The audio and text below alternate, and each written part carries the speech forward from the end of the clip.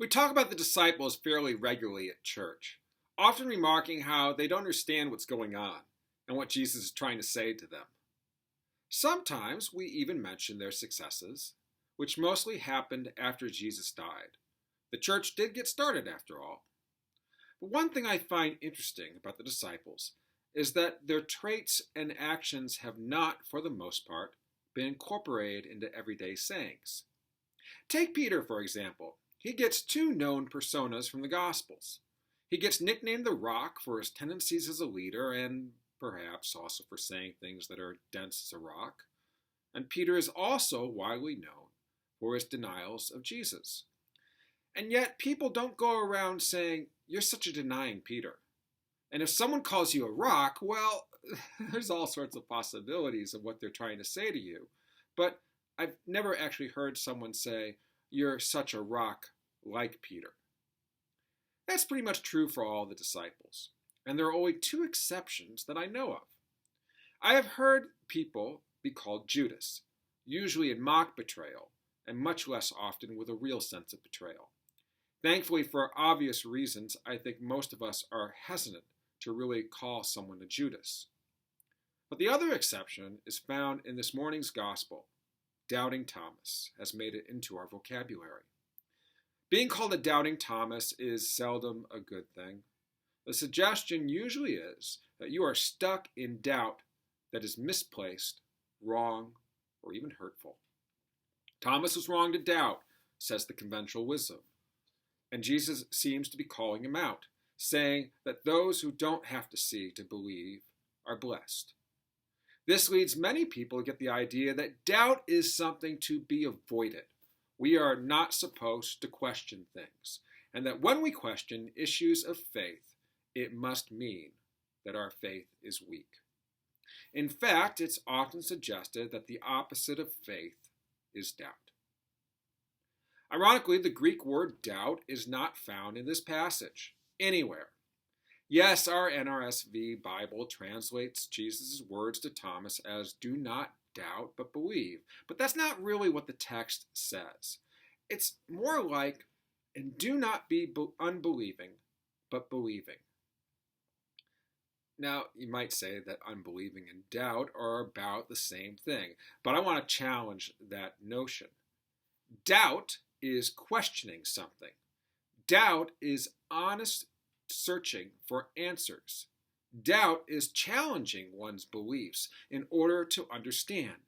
Doubt is about taking new discoveries on both an individual and world level and then attempting to understand how it clarifies and challenges previous understandings. Doubt is not a threat to faith. In reality, the reverse is true. Doubt and questions help us strengthen our faith. It allows our minds and our hearts to grow with new insights and understandings.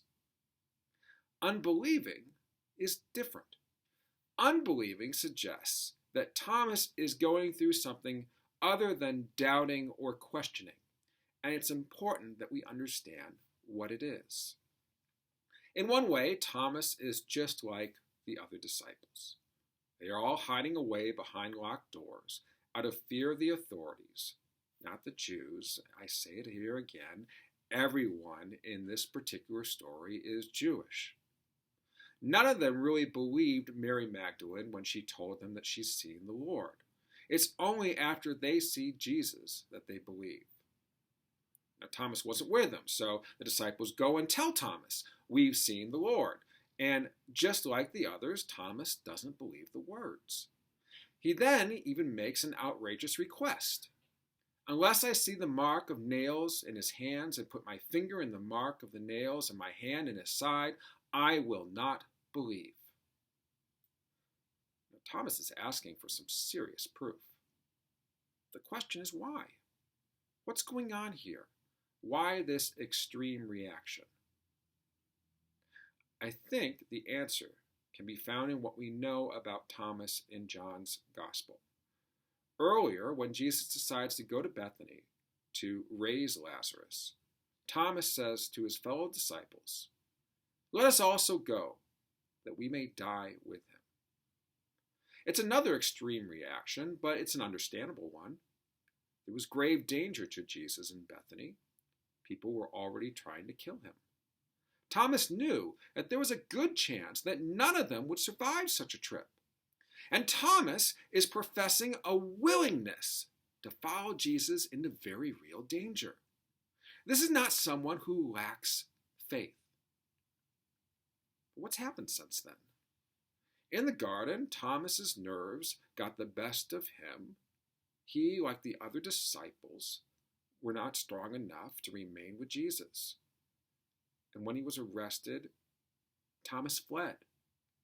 He gave in to fear. And then in the midst of feeling ashamed of himself, Thomas witnesses the worst thing possible: Jesus' crucifixion, and the end to all of the hopes and dreams that Jesus had inspired. Thomas's heart was broken. There's a line of poetry that comes to mind from Emily Dickerson, something that's hard to access when your heart is broken. Hope is the thing with feathers that perches in the soul and sings the tune without the words and never stops at all. Can you imagine what Thomas was thinking as he walked through the streets alone? He must have been in pure agony. He must have hated himself right there and then. He saw no way to go back. There was no way to change what he had done. So consider what it must have sounded like to Thomas when the disciples came to him saying they had seen the Lord. In this context, we can see that it was too much to hope for. It was too much to believe. It's like saying that all was forgiven. And Thomas was not in a place where he was able to even consider the possibility of being forgiven. That leads to his outrageous claims of touching hands, feet, and side. It wasn't about Thomas doubting, it was Thomas fearing. It is fear that is the opposite of faith. It is fear that keeps us from living the way that God wants us to live. As I said on Easter, Mark's gospel ends with the women saying nothing because they are afraid. But it's not just that one moment where fear creeps in. All the events of Holy Week are laced with fear. Not only did fear cause Thomas and the other disciples to flee, but Peter's denial, Judas's betrayals, Caiaphas's prodding, and the crowd's anger. They are all about fear. Even Jesus at the table, in the garden, on the cross, has to confront his own fears. Fear is a powerful, undeniable force in the world, whether we're talking about first century Palestine or 21st century America. But the miracle of Easter is that fear is not the end of the story.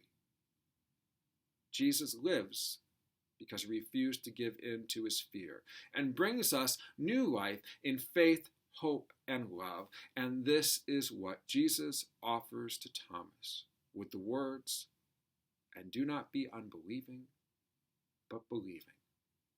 Jesus offers Thomas what he needs to find life after fear and despair, new life found in hope and love.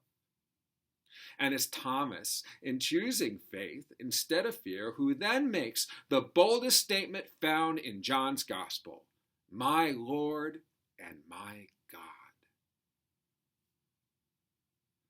What would it take for us today to challenge the fear that presently dominates our world?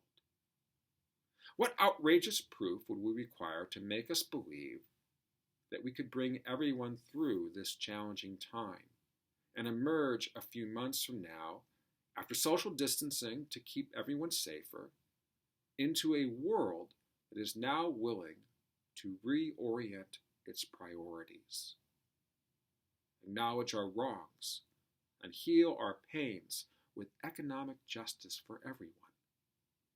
That we could preserve and care for our environment, that we could truly love our neighbors as ourselves.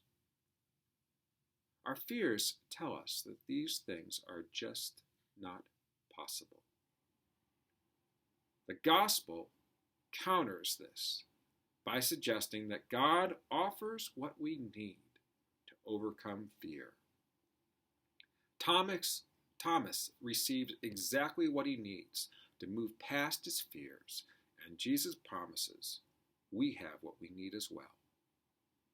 The ending, "Blessed are those who have not seen, yet believe," becomes a mantra for John's audience who live in the faith without first-hand experience of the risen Christ. Rather than a put-down of Thomas's disbelief, it is a statement for us all to stand fully in the hope of God. Christians are called to be Easter people, and that means people marked by hope. It is to permeate every aspect of our lives, and it is to hope that we work together to make God's vision of love, peace, and justice come true. Jesus tells us, do not be unbelieving, but believing. Hope is the thing with feathers that perches in the soul and sings the tune without the words and never stops at all. Blessed be the name of